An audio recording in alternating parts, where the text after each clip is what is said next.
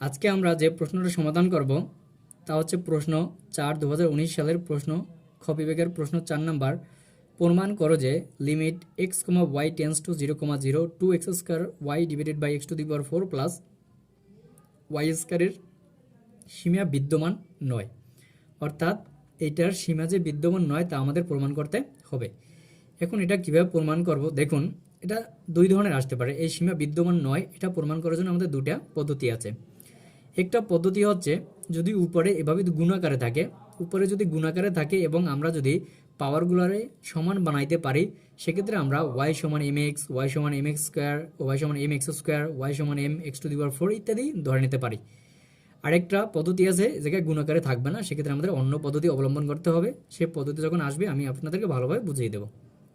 তাহলে যেহেতু এখানে গুণাকারে আছে সেহেতু আমাদের কাজ হচ্ছে y সমান mx বা mx স্কোয়ার এভাবে ধরে নেওয়া, যেন আমাদের পাওয়ারগুলো সমান বানাইতে পারি।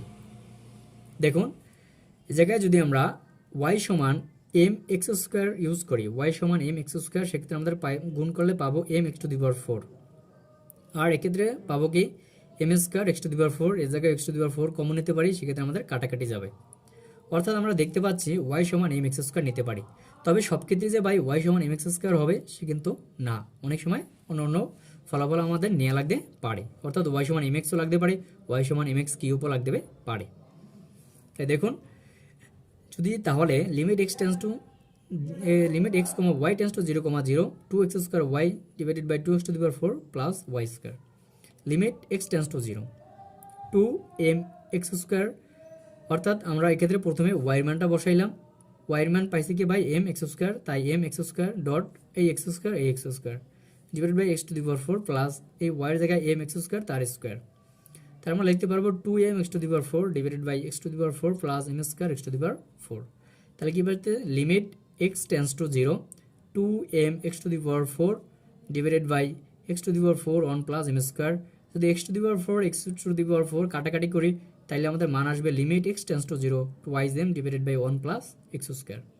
এখন দেখুন twice m এই জায়গায় আমাদের এর লিমিটটাও থাকবে না, জায়গায় এই লিমিটটা কি ভাই থাকবে না। কারণ কি? কারণ এই জায়গায় আমাদের x চলক নাই, সুতরাং লিমিট থাকবে না। এক্ষেত্রে আমাদের শুরুতে আমরা y চলক বাদ দিয়ে দিয়েছিলাম এই জায়গা দিয়ে, যেহেতু এই জায়গায় y টেন্ডস টু 0 ছিল কিন্তু এই জায়গায় নাই। কারণ কি?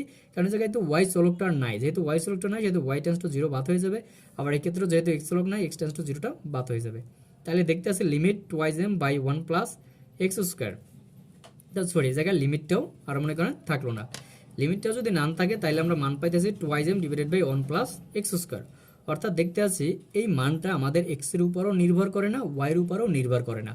কার উপরে নির্ভর করতে আছে? m এর উপরে। কার উপরে ভাই? m এর উপরে নির্ভর করতে আছে। দেখুন এখানে m এর ভিন্ন ভিন্ন মানের জন্য limit x tends two x, y tends to 0, 0 এর মান ভিন্ন ভিন্ন হয়।